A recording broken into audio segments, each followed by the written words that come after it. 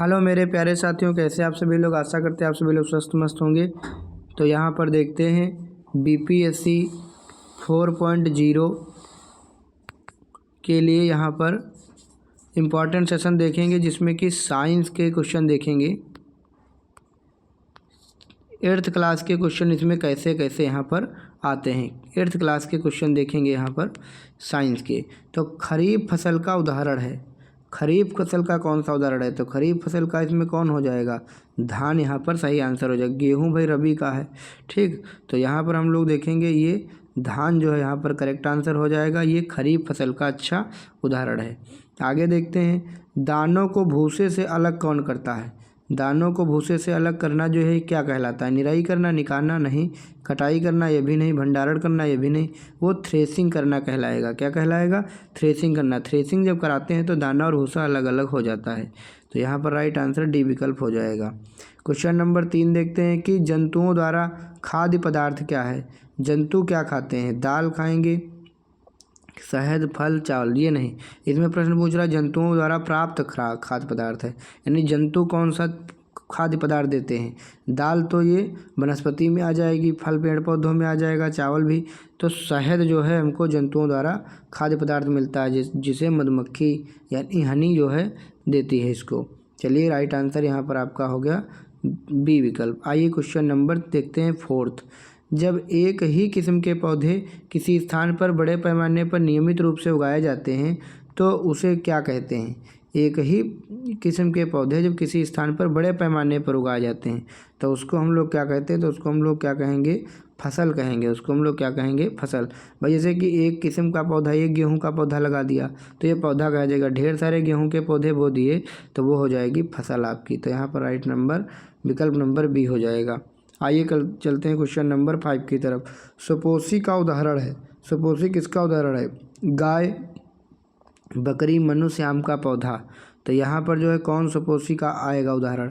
तो पौधा यहाँ पर आ जाएगा। आम का पौधा क्या हो जाएगा? सुपोषी, जो अपने आप भोजन बनाता है, ठीक। विकल्प नंबर डी सही हो जाएगा। क्वेश्चन नंबर 6 देखते हैं। ग्रीष्म ऋतु में लगाई जाने वाली फसल है। गर्मियों में कौन सी फसल जो है बोई जाती है? तो रबी की फसल तो जाड़ों में बोई जाती है, ठीक। जायद की फसलें जो है गर्मियों में बोई जाती हैं। जायद के अंतर्गत कौन कौन आ जाएगा? देखो, खरीफ की फसल तो वर्षा ऋतु में धान वगैरह बोए जाते हैं। जायद की फसल यानी जैसे कि तुरई हो गई, ठीक। इस तरीके की फसलें जो हैं, खीरा, ककड़ी, ये सब जो है आ जाएंगे ग्रीष्म ऋतु में। आइए देखते हैं क्वेश्चन नंबर 7। खरपतवार का उदाहरण है। खरपतवार किसका उदाहरण है? तो गाजर घास इसमें लिखी है, यही जो है खरपतवार का उदाहरण है। आइए देखते हैं फसल से अनाजों को अलग करने की प्रक्रिया। फसल से हमको अनाज को क्या करना है? अलग करना है। तो कटाई करने से नहीं होगी, ना दौनी, ना भंडारण, वसाई इसमें जो है थ्रेसिंग का है। थ्रेसिंग कहो या उसको वसाई करना कहो, या तो थ्रेसिंग यानी मशीन से अलग करो या वसा करके मतलब पंखे के द्वारा अलग करो। रेशेदार फसल क्या है? इसमें रेशेदार फसल क्या है? जिसमें रेशा होता है, जूट कह लीजिए या रेशा कह लीजिए, तो कपास में होता है जिसमें रुई बनती है। तो विकल्प नंबर बी सही। निम्न में कौन रबी की फसल है? धान तो भाई रबी की नहीं है, धान खरीफ की हो जाएगी। चना, मक्का, तो इसमें कौन हो जाएगा आपका? तो रबी की फसल में चना, गेहूँ, चना ये सब रबी की फसल में आएगा, ठीक। आइए नेक्स्ट बढ़ते हैं अगले क्वेश्चन की तरफ। 11 नंबर। फसल चक्रण से मिट्टी की उर्वरता क्या हो जाती है? जब फसल चक्रण से मिट्टी की उर्वरता क्या हो जाती है? तो बढ़ जाती है। फसल को चेंज करके बोएंगे तो उसकी जो है बढ़ जाएगी उर्वरता। राइजोबियम नामक जीवाणु किस फसल के जड़ में पाए जाने वाले ग्रंथियों में उपस्थित होते हैं? तो राइजोबियम नामक जो जीवाणु होते हैं वो जो फलीदार पौधे होते हैं, जैसे कि हो गई अरहर वगैरह हो गई, उड़द हो गई, तो ज़्यादातर अरहर की मान लेते हैं, तो वहाँ पर इस तरीके से जो है गांठें होती हैं। तो वो राइजोबियम क्या करता है? यहाँ पर ये राइजोबियम बैक्टीरिया करता है कि जो वायुमंडल में नाइट्रोजन उपस्थित होती है उसको जो है बदल देती है यूरिया में, ठीक। तो यहाँ पर इसका आंसर क्या हो जाएगा? फलीदार फसल।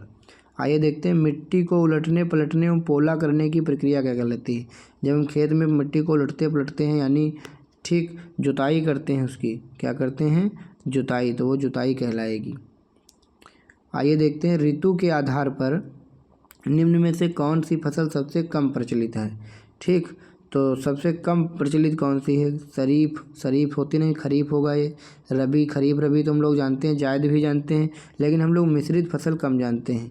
ठीक, तो यही इसका आंसर होगा। खरपतवार का उदाहरण है, खरपतवार इसमें कौन उदाहरण है? तो यहाँ पर क्या हो जाएगा? घास ही जो है, गाजर घास या घास कह लीजिए, तो ये खरपतवार। जंतुओं द्वारा प्राप्त खाद्य पदार्थ क्या है? तो ये पुनः रिपीटेड प्रश्न हो गया, शहद होगा इसमें। निम्न विकल्पों में कौन फलदार फसल है जिसमें फल आते हैं? धान में फल नहीं आते, दाने होते हैं, गेहूं में दाने होते हैं, ज्वार में भी दाने होते हैं। नींबू जो है, नींबू फल होता है, तो यहाँ पर नींबू करेक्ट आंसर हो जाएगा। रेशेदार फसल है, दोबारा से रिपीट है, इसमें कपास होगा। ठीक, रुई। यूरिया में किन तत्वों की अधिकता होती है? यूरिया में किन तत्वों की अधिकता होती है? तो NPK होता है, नाइट्रोजन, फास्फोरस और पोटेशियम। तो सबसे ज़्यादा कौन होगा इसमें?